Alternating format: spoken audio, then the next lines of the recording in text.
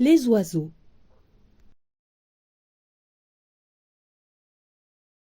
Les oiseaux sont au nombre de 12.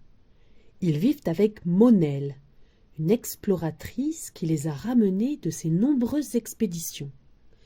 Ils mènent ensemble une vie douce et paisible, jusqu'au jour où les oiseaux décident de partir, eux aussi, vivre la grande aventure.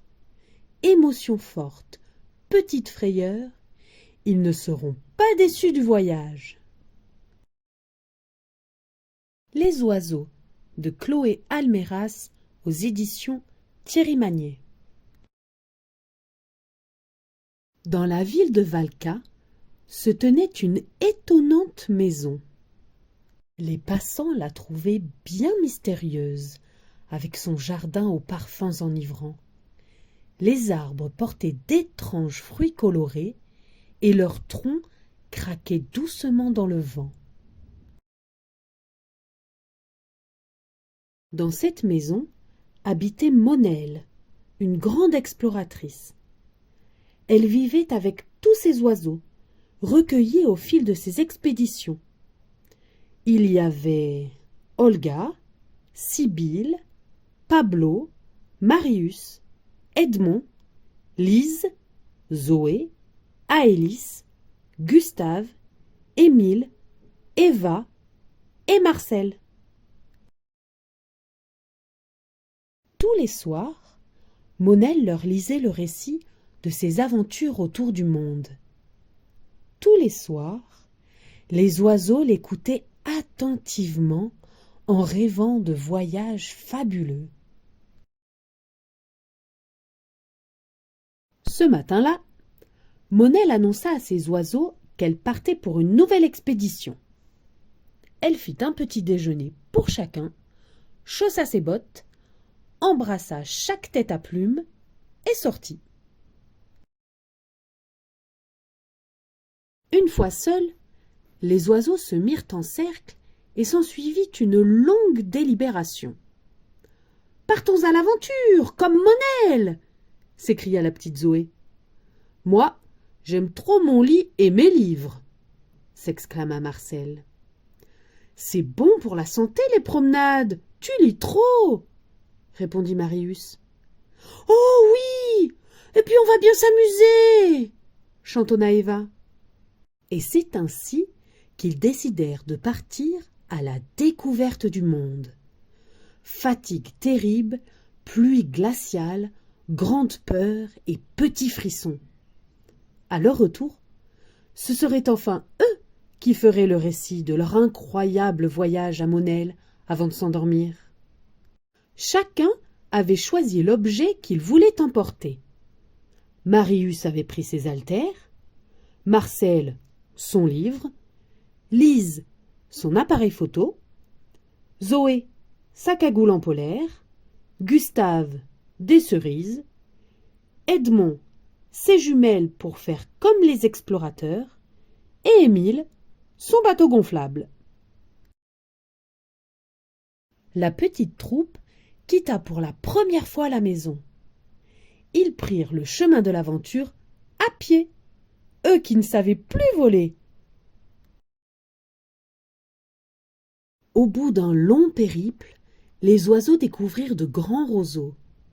Edmond, qui avait vécu sur de hautes falaises, s'écria soudain « La mer! La mer !» Ils accoururent au bord de l'eau. Émile, bondissant de joie, sortit son bateau gonflable sous les encouragements. Et toute la bande s'élança sur les flots. « Bravo! Je suis le capitaine! C'est génial !» Dans la nouvelle embarcation, Lise, Eva et Olga jouaient aux cartes. Aélis ramait, Sibylle regardait son plan et Gustave mangeait ses cerises. Vivre l'aventure tous ensemble, c'était bien agréable. Arrivés de l'autre côté de la mer, ils découvrirent une forêt où poussaient de grands fruits juteux. Lise prenait encore des photos. Gustave soutenus par Sibylle et Marius, attrapaient de belles baies jaunes et Marcel continuait à lire son livre. Eva était fascinée par la forme de toutes ces plantes au tronc rugueux et garnies de baies colorées. Elle les avait si souvent contemplées dans ses livres préférés. Après avoir pris son goûter, la petite Zoé s'aventura jusqu'à la lisière de la forêt. Les oiseaux avaient rejoint Zoé. Fascinés par toutes ces épines, ils n'avaient pas remarqué qu'ils étaient observés. Soudain, Edmond s'écria « Un tigre !» Pris de panique, et sans vraiment savoir comment, les oiseaux réussirent à s'envoler pour échapper à la bête aux dents acérées.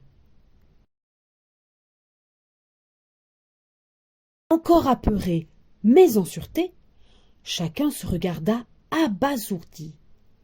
Comment avait-il pu oublier ? « Rentrons avec les nuages !» proposa Zoé, émerveillée. Quelle sensation incroyable d'être porté par le vent! C'était donc ça, la vraie aventure?